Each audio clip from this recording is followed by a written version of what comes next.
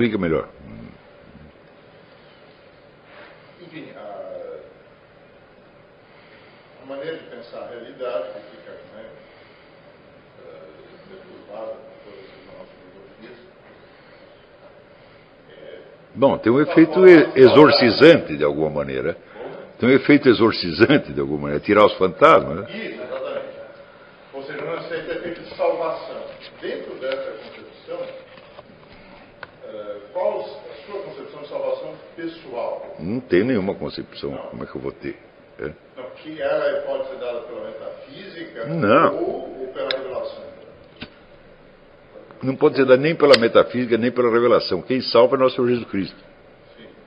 Então, isso é pela revelação. Como revelação? Que Jesus Cristo salva. Não é a revelação que salva, é Ele, pessoa. A revelação está lá no Evangelho. Exato. Não é isso? Então, você pode dizer, o Evangelho salva. Fala, não, o Evangelho não salva nada. Você pode ler o Evangelho o dia inteiro. Saber tudo aquilo de cor. É uma pessoa, não é uma ideia que vai te salvar, não é uma doutrina que vai te salvar, é uma pessoa real. Sim, eu escrevi que é uma pessoa real. Isso é uma ideia, uma afirmação sobre uma realidade. Não, não é. Isso é uma coisa que ele mesmo disse. Sim, isso aceitou. Não, a minha ideia sobre... Não, tem uma diferença. Eu não tenho como transformar isso numa ideia. Se você vai dizer, agora nós vamos pegar esses fatos aqui e transformar numa doutrina. Eu digo, meu filho, a igreja está fazendo isso faz 2000 anos e não terminou ainda. Se você vai esperar a doutrina cristã ficar pronta, você não vai ser salvo jamais. Você está entendendo? Então, isso não tem como discutir na esfera das ideias e das doutrinas. Isso, vamos dizer, é um ato de uma determinada pessoa.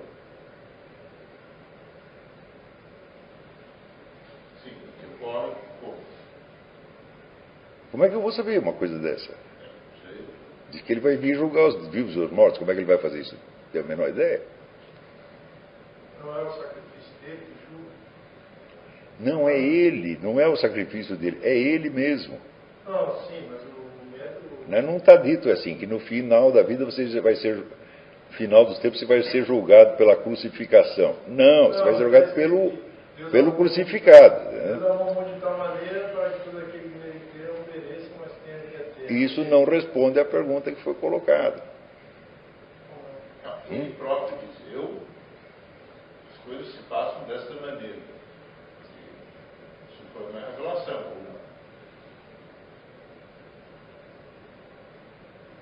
Bom, se você está querendo dizer com revelação a sequência de acontecimentos que está narrado no Evangelho, e que inclui muito mais acontecimentos do que estão narrados no Evangelho, então sim, eu vou dizer, isso é a revelação. Mas se você entende por revelação apenas aquilo que está escrito no Evangelho, que foi depois desenvolvido pela doutrina, ao longo das discussões teológicas, de concílios, etc., eu digo, a revelação não salva ninguém. É a revelação. Escuta, a palavra revelação está só atrapalhando. Ninguém jamais foi salvo pela revelação. A revelação é apenas um fato, esse fato já aconteceu. O que já aconteceu, tá certo, não vai determinar o que vai acontecer depois. Existe uma decisão a ser tomada. Essa decisão vem de uma pessoa. Então ela é uma decisão arbitrária? Não, como é que eu vou saber? Não, tipo... Vou dizer, é da natureza de Jesus Cristo a ação arbitrária? Não. É da natureza de Jesus Cristo a ação de acordo com uma lógica predeterminada? Também não. Ele tem uma natureza própria. Tem uma pessoa que tem um caráter. Não, eu vou pegar uma coisa muito mais simples. Um ato que uma pessoa faz por amor a você é arbitrário? Não. É um ato inteiramente determinado por uma doutrina lógica que foi antecedida? Também não. Então, essas categorias não se aplicam ao amor divino. É muito simples. Mas o amor divino ele segue uma possibilidade, ele pega aquela ideia do metafísica do possível. Então, por exemplo, da mesma forma... Não, mas o que você está querendo é você está querendo entender a lógica do amor divino.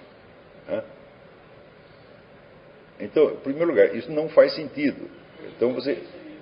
Lembra o exemplo que eu dei outro dia. A pessoa chega para você e fala, eu te amo. Você vai perguntar por quê?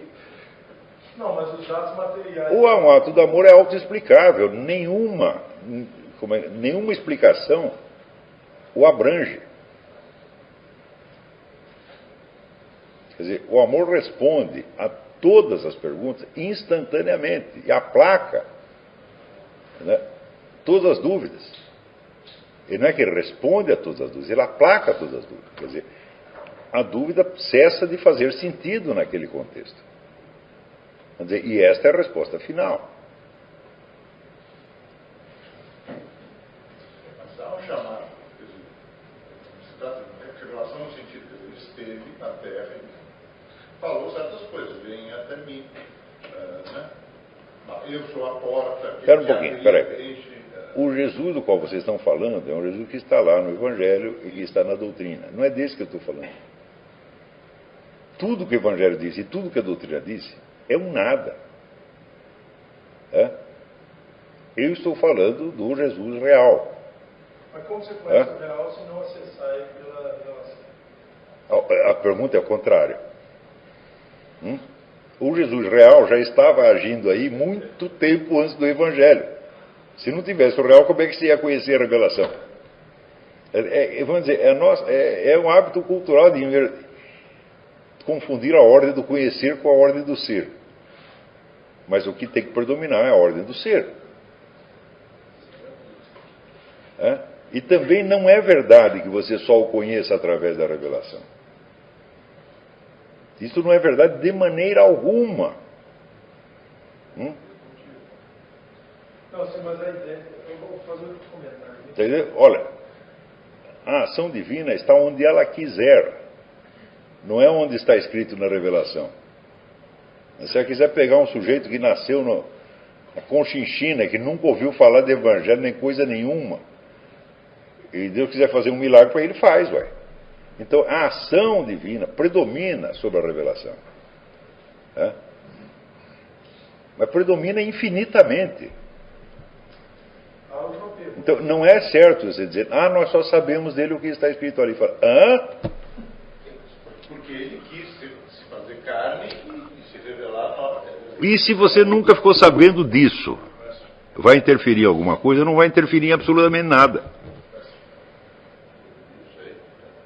Escuta, você veja, a sequência dos milagres que aconteceram depois do que está ali, é um negócio inabarcável. E não depende das pessoas conhecerem o Evangelho. Você vê que o apóstolo Paulo... A ação divina é muito mais vasta do que vocês estão imaginando. Não, sim, mas o apóstolo... É o seguinte, olha, eu digo, vocês leram muito o Evangelho e estudaram um pouco a história dos milagres. Mas como é que começa o Evangelho? Não começa com um milagre? Se não tem o milagre do nascimento virginal, não vale nada. Aqui não vale nada. Se não tem o milagre da ressurreição, também não vale nada. Então, o milagre prevalece sobre a narrativa evangélica. A narrativa evangélica existe porque existiu o milagre. Então, é o milagre que explica a revelação e não a revelação que explica o milagre. Sim, mas veja o apóstolo Paulo diz o seguinte: ainda que viesse um anjo e pregasse o evangelho, do qual nós não temos integridade, seja nada. Faz o seguinte, olha, você é de formação protestante? Então esses caras lêem o Evangelho o dia inteiro. Né? E este aqui é o problema. Daí eles querem explicar tudo pelo Evangelho. Eu disse, está dito no próprio Evangelho que o Evangelho é uma migalha em face daquilo que Jesus Cristo fez. Não com as palavras. Tá, eu estou dizendo com as minhas palavras. Porque se fosse contar tudo o que ele fez, não haveria livro que chegasse. Então, de cara, está dizendo, olha, isso aqui é só uma amostra. Tá certo? E o acento aí, a que pesa mais, é o que ele fez. Porque, para começar, ele fez o mundo. Né?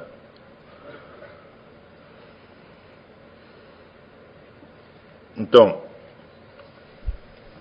eu não estou negando a importância do Evangelho, evidentemente, mas eu estou dizendo que tem coisas mais importantes, a começar pelos personagens do Evangelho, né? Que já existiam antes que aquilo fosse escrito. e que continuaram agindo, tá certo? Entre populações que jamais ouviram falar do Evangelho.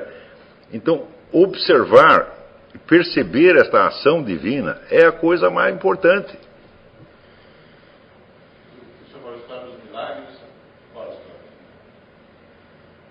A narrativa de todos os milagres. Olha, tem 40 santos católicos que foram enterrados há séculos e o corpo deles está intacto. Né? Começa por isso aí.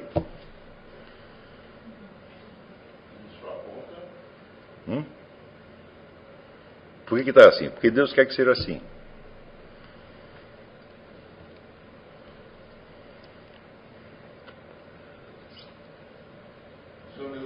Lê a vida do Padre Pio. Só os milagres do Padre Pio. O Padre Pio fazia 5, 6, 7 milagres por dia. Né? É um absurdo, aquilo é um absurdo. Né? Então, ali acontecem mais coisas do que estão narradas no Evangelho.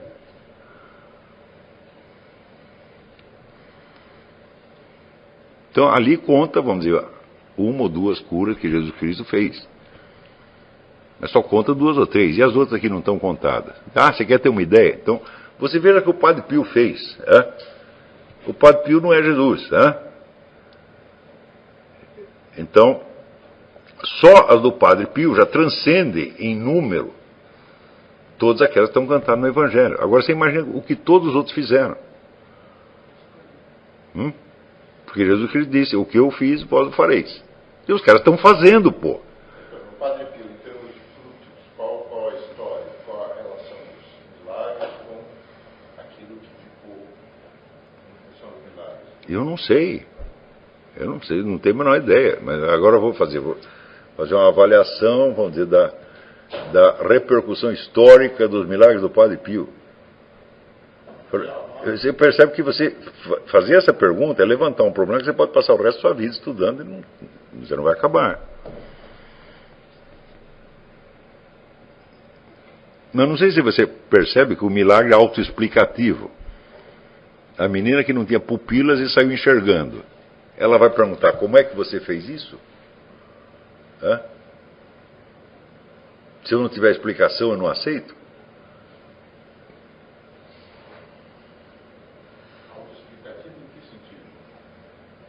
É autoexplicativo porque aquilo não precisa se justificar em função de nada.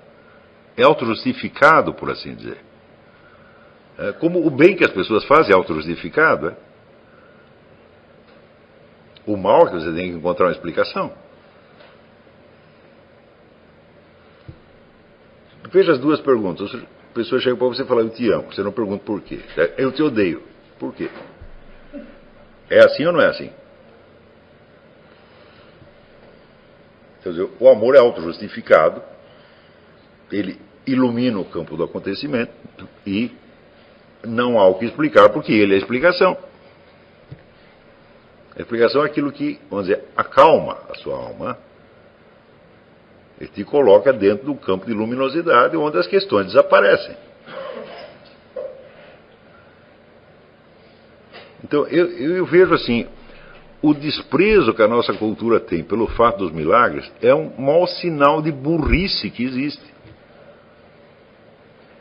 Porque as pessoas pensam que um milagre é um negócio excepcional. Eu digo, mas não é tão excepcional quanto você está pensando.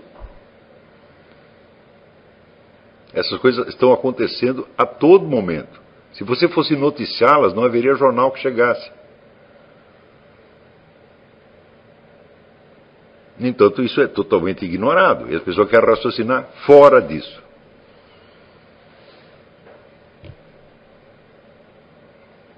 Então, bom, então só sobrou um canal. Esse canal é o Evangelho e a doutrina.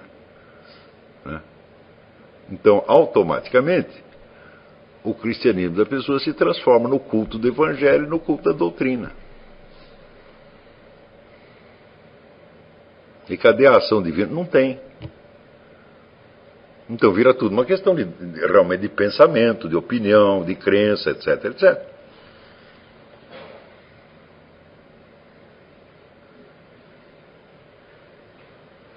Dizer, o Padre Pio foi confessor durante 40 anos. É um confessor que ninguém precisava confessar pecado nenhum.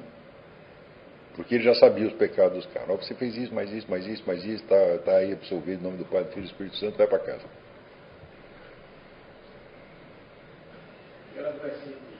Era do SNI. Começa mesmo que ele tivesse feito só isto. Tá?